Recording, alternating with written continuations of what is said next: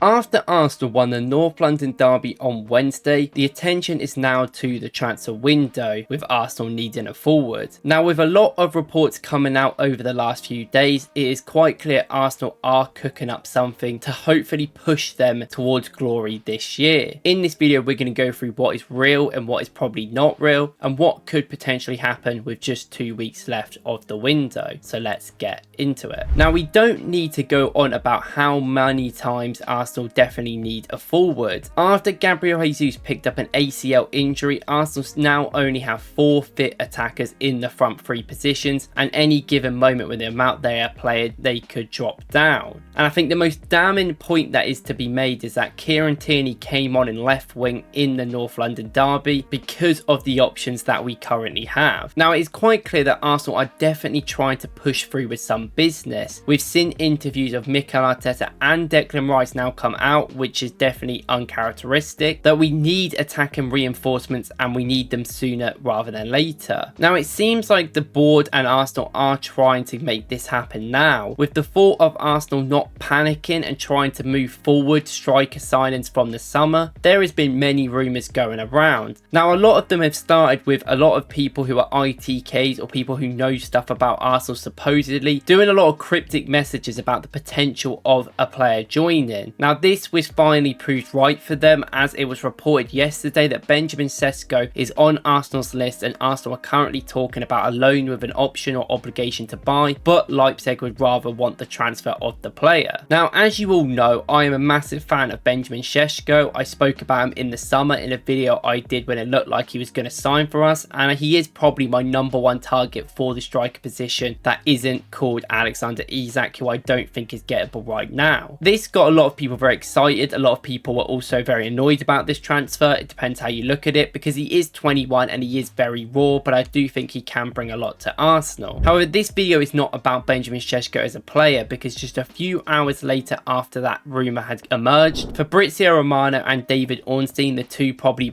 most respected people in the industry, came out and said that there has been no talks between them, and they even had an interview with the agent of Benjamin Sesko who kind of disproved all the rumours. Now, there's a few things that we need to discuss about this. First of all, the comments that the agent made, in my opinion, are a little bit suspicious. Instead of him downplaying the transfer completely, he keeps going on about how it's not going to be a loan, and Leipzig would never allow a star player like Sesko to go out on loan in the first place, which is normal, but it's a bit weird how he just mentioned the loan and not that there'd been discussions completely. Another thing is that most of the rumours downplaying that the teams have spoken is from the RB camp, which obviously makes a lot more sense. Instead of Arsenal coming out and being like, we haven't spoke to him, it's not something we're looking at, it's actually RB Leipzig who probably want to make sure that teams know that if you want him, you're going to have to pay even more, and probably trying to not play their hand if they are trying to get a backup. And we have seen them try to make moves for strikers such as Okafor, but that deal fell through because he failed his medical and they decided not to sign him. Now, in my opinion, obviously I don't have any leaks to the club and I don't know necessarily what's going on, but what I think is happening is that Arsenal are trying to make a move for Sesko and move that deal forward from the summer, which I've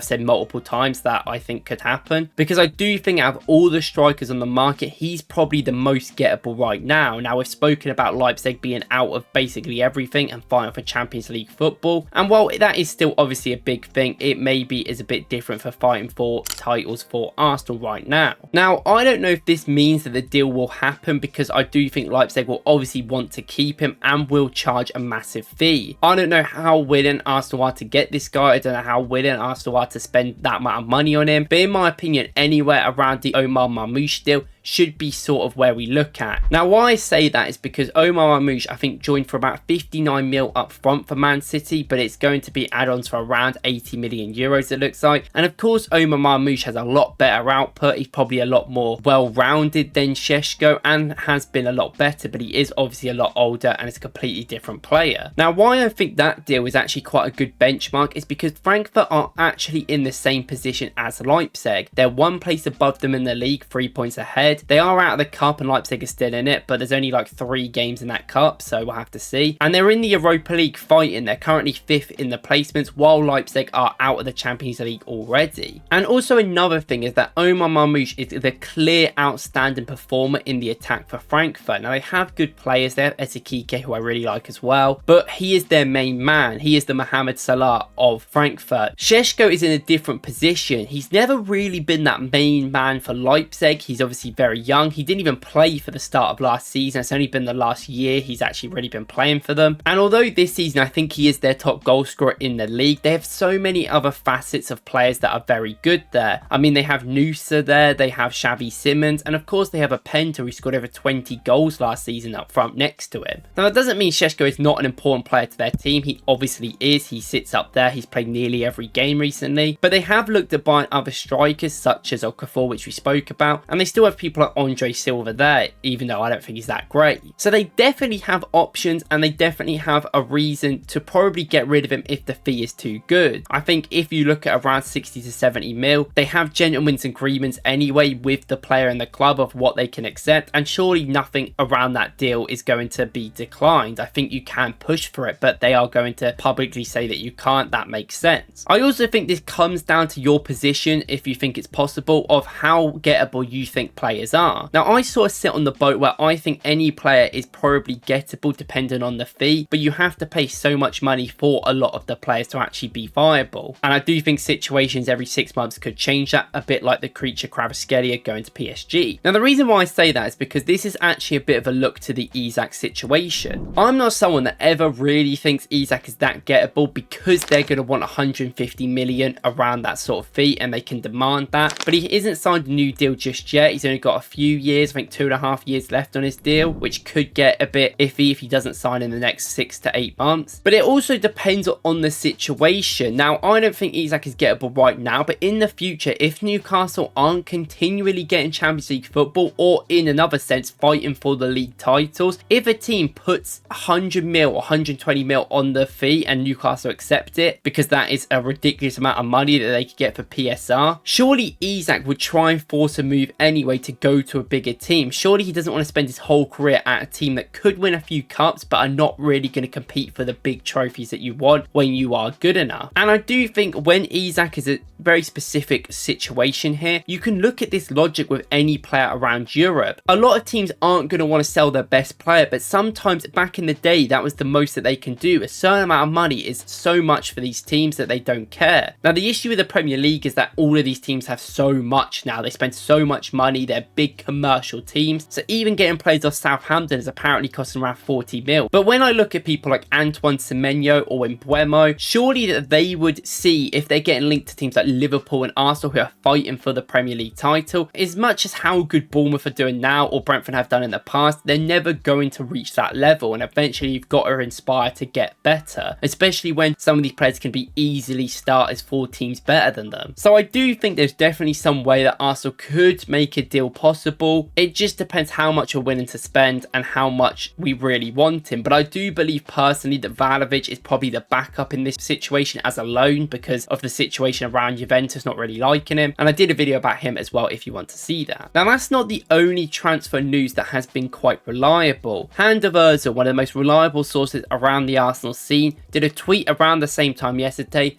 talking about Arsenal linking to a player called Nypan. Now this is a guy that is very interesting. This guy is 18, he's a midfielder, he's Norwegian, he plays for Rosenborg, and has rumoured to have actually spoken to Odegaard about potentially moving here. However, Manchester City and Dortmund are also linked with him, two big youth teams. Now the reason why I say this is because this guy can actually be a good squad player straight away. Even at 18, this guy is exactly what Arsenal are missing from a profile standpoint, and for the £10 million rumoured, it's a deal that we need to make more of. Now this guy is a guy that can play in all phases in the midfield. He's profiled as more of an attacking midfielder in my opinion, but he can build up from anywhere on the field. Now this guy is ambidextrous, he's incredibly two-footed, a little bit Santi Cazorla-esque, and can pick the ball in deep positions running past players. He's really quick, he's got amazing flair, he's got great technical ability, but more importantly, when he gets into that final third, he has shown he's quite confident, he loves shooting, he loves creating,